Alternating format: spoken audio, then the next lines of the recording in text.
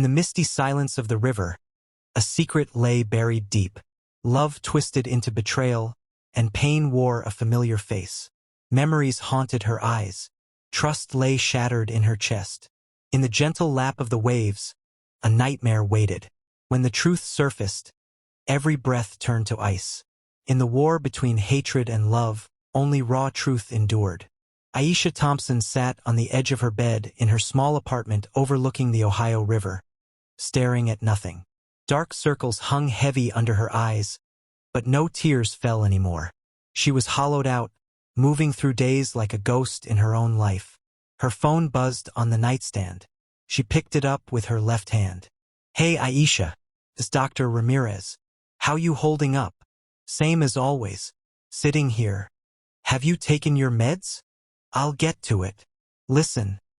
You need to start moving forward. One day at a time. I'll check in this evening." The call ended. Aisha stood, the empty sleeve of her right arm swaying uselessly at her side, amputated just above the elbow. She crossed to the kitchen counter, fumbled with her pill bottle, and glanced out the window. Down by the river path, kids laughed and tossed stones into the water. The sound hit her like a knife. Tears finally broke free. Months earlier, everything had been different. Aisha and her fiancé, Kwame, had been sitting on a blanket near the riverbank at dusk, the water whispering past them. "So what's the plan now?" she'd asked, smiling. "Marriage, obviously. What else?" Kwame grinned, reaching into his pocket. He pulled out a simple but beautiful ring and slipped it onto her finger. Aisha had laughed with pure joy, pulling him into a kiss as fireflies danced over the water. Then came the night that changed everything. Aisha stood waist-deep in the cold Ohio River, screaming Kwame's name. Blood spread across the surface like oil. She'd heard his final cry and rushed in. Something powerful had surged from the depths, grabbed his arm, and dragged him under. In the chaos, the same thing had seized her right arm in a vice of teeth and rot, tearing it away in a burst of agony. She'd barely crawled to shore, bleeding and half-mad with grief. The next morning, Detective Maya Okoro arrived at the scene with her partner, Officer Jamal Hayes. They were investigating yet another drowning at the notorious Whispering Bend, a secluded curve of the Ohio River known for its sudden drop-offs and eerie reputation.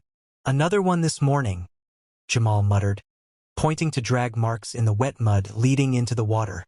"Looks like something heavy was pulled through here." Maya knelt, studying the gouges. "These aren't from a gator. Too wide. And look at this." She plucked a torn piece of a man's shirt from a low branch. This wasn't an animal attack. Locals keep talking about her. The woman in the river. Jamal shifted uncomfortably. "I've told you, Maya. People around here don't fish this bend anymore. They say she's been here since the 90s. You get too close. She calls you in using voices you can't resist." Maya bagged the fabric. "We're sealing this area off. No more access until we figure this out." "Seal the river?" Jamal scoffed. "Good luck with that." That same evening, Aisha struggled in her kitchen.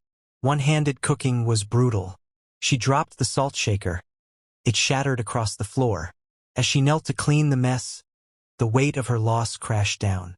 She sat there sobbing among the glass and salt until she forced herself up, wiped the floor, and turned off the faucet. The water kept dripping. Then the faucet exploded on full blast by itself. Icy river-smelling water gushed everywhere. Aisha bolted for the door but tripped, slamming her head against the frame. As she lay crying, she whispered into the empty room, "What do you want from me? Just finish it." The dripping continued like mocking laughter. The following morning, Maya was alone at the station, digging through cold cases. She pulled an old file from 2007. The death of a woman named Selena Grant. Locals had accused her of witchcraft after her husband started an affair. They dragged her to the Whispering Bend and drowned her as punishment. After that night, the accidental drownings began. Always men, always near that bend. The file noted Selena's married name, Selena Grant Hayes. Maya's stomach dropped. Hayes, like Officer Jamal Hayes. She moved quickly, searching Jamal's desk. In a locked drawer she found newspaper clippings about the drownings, yellowed and water-stained, plus a piece of a rotting dress that smelled of river mud. A noise in the hallway made her freeze. She shoved everything back and slipped out. Later that night, Aisha wandered the wooded path toward the river in a trance. Kwame's voice echoed through the trees. "Aisha, come to me. I'm waiting by the water." She walked without resistance, tears streaming. At the river's edge, bubbles broke the surface. A grotesque figure rose, twisted, waterlogged, with long matted hair and eyes full of centuries of rage. Yet to Aisha, in her grief, it looked like Kwame reaching out lovingly. She extended her remaining hand. "Take me with you. I can't do this anymore." A blinding flashlight beam cut through the darkness. "Aisha, get back." Maya burst from the bushes, gun drawn, breathing hard. The creature shrieked, an inhuman wail, and its illusion shattered, revealing the rotting, vengeful thing beneath. Plunged back into the river. Aisha collapsed as the trance broke. Maya helped her up. "That wasn't him. She's using your pain. She's a predator." Footsteps crunched behind them. Jamal stepped into the clearing, smiling coldly. "Brave work, detective. But you're too late. She's hungry tonight." "Jamal, what the hell is this?" Maya demanded. "My wife never died," he said flatly. "Not really. They drowned her for being inconvenient, after I started seeing someone else. But she came back, different, stronger. When she takes someone, part of them joins her. Kwame is with her now, forever. I just feed her, keep her happy so she stays with me." "You're insane," Maya snapped, raising her weapon. "You're sacrificing people to a monster because of your guilt." Jamal laughed. "Not guilt, loyalty. And tonight, I brought her dessert." He lunged, yanking a hidden rope. A pit opened beneath Maya. She fell hard, blacking out from the impact. Jamal grabbed Aisha and began dragging her toward the water. "Special delivery, Selena. This one even comes with a missing piece, her arms already yours." Aisha stared at the rising horror in the shallows. Then something shifted in her eyes. Instead of fear, cold fury took over. She twisted violently, grabbing Jamal's throat with surprising strength. "Selena," he gasped. "It's me, your husband. I protected you. I fed you." The creature, Selena, lunged. Her voice was a guttural hiss bubbling with river water. "You had me branded a witch. You let them drown me so you could bring that whore into my house. You men are all the same. You used this girl's grief as bait, but you broke your own trap." Selena's distorted hands clamped around Jamal. With terrifying power, she dragged him screaming into the depths. The water churned violently. Moments later, red bloomed across the surface. Aisha collapsed in exhaustion. Maya eventually climbed out of the pit, bruised and disoriented, and rushed to Aisha's side. The river was calm again. "They're gone," Aisha whispered. "Both of them."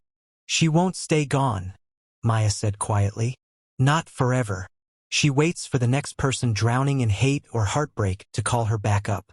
Aisha looked at her stump without flinching for the first time. "Kwame cheated on me. Jamal sent him here to get rid of me quietly. Before the river took my arm, Jamal had already poisoned me.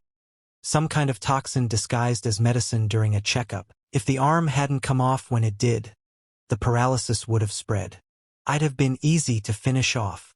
"How do you know all that?" Maya asked. "Selena spoke to me that night. Her spirit is bound to this river because of the injustice. She needed me to lure Jamal here. It was the only way to end the cycle. At least for now." Dawn broke over the Ohio River as the two women sat together. The first light turned the water golden and almost peaceful. "You should head back to the city," Maya said.